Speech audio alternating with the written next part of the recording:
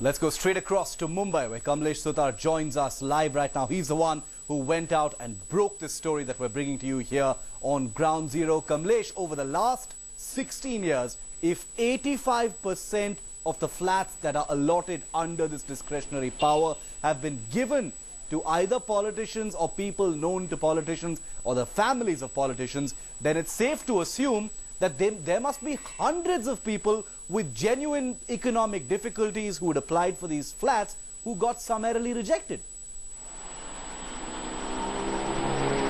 Well, Shiv, definitely the ULC scheme basically was designed to give affordable housing to the poor. But the builders, in fact, under the ULC were supposed to build affordable housing, 1 BHK flats, which can be sold to the needy and poor. But that wasn't followed, and on the contrary, the flats which were surrendered to the government were only given by the Chief Minister to people who are close to him, people whom he wants to please. There are categories under which to whom these flats can be allotted. These flats can be allotted to sportsperson, artists, journalists, and different categories, people who do something for the society. But rather than doing that, this has been used as a political tool to please people whom they want to. And since it's a discretionary quota, there's hardly anything that can be challenged about. The discretion word itself is so vague. The concept, the legal terminology discretion, it's so vague that anything can be done about it. There are 7,000 people on the list who are still waiting for the turn to come. People queue outside Mantralaya with applications that they need a house. They cannot afford a house in Mumbai, and it's been happening for years. People queue outside Mantralaya. There are touts who are roaming inside Mantralaya who can get you a flat. But only politicians having the privilege to go and meet the CM, to get their work done, get their task done, are the only privileged lots who have only got these flats.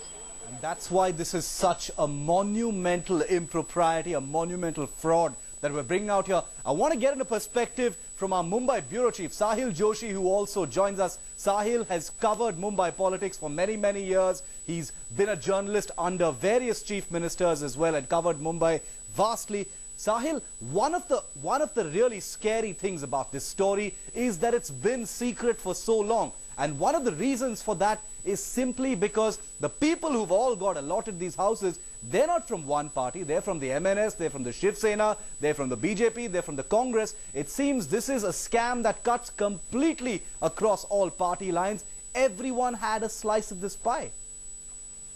Absolutely, Shiv. The way what Kamlesh was saying is absolutely true. The main loophole of this particular scheme is that the scheme was made for the people who are economically poor, the people who are either artists, journalists, or the people who are in that kind of a sector should be getting such kind of flats. But what happens is that the person who can reach to Chief Minister, because it's completely Chief Minister's discretion to allot these flats, because these flats were surrendered to the government by the builders who were supposed to build the affordable housing under the ULC, that is Urban Land Ceiling Act, but that was not obeyed. The government did not see to it that the builders build any kind of affordable housing. So when they did not do that, they submitted some flats to the government. Then the government, basically the Chief Minister, allotted those flats to the people who can reach to them, make an excuse saying that they cannot afford a house in Mumbai.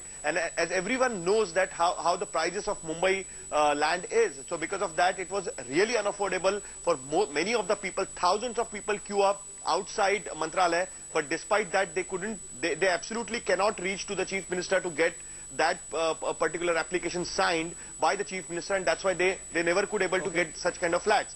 So there is one more thing. 7,000 people till now are waiting to get allotted, and many of them are actually needed such kind of flats. They were the people who were deserving, but despite that, many of the allotments had happened since 1990, but despite that, they have not been given a flat. Okay, I want to get a quick reaction from our political editor, Javed Ansari, who's also with us. Javed, quick reaction.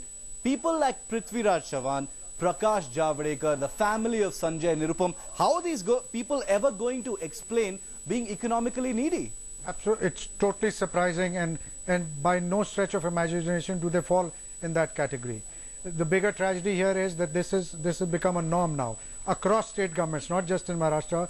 We've exposed what's happening in Maharashtra, but most state governments use this as a tool to extend patronage to their factotum, to their party men, to their relatives, to friends. etc. And the only way out is that this should be transparent. All those who who get discretionary quotas, their names and addresses should be put out. There should be a list which should be stuck outside so that it's available to the public, to the media, to try and find out that who are the ones who've got their names on the list. And that's the whole thing about this story that we're breaking here. It's not wishy-washy, it's not ambiguous. We're taking the names of the politicians who are involved in this monumental impropriety. Houses that are supposed to be for the needy going into people's pockets right there. People like Prakash Javadekar, people like Prithviraj Chavan.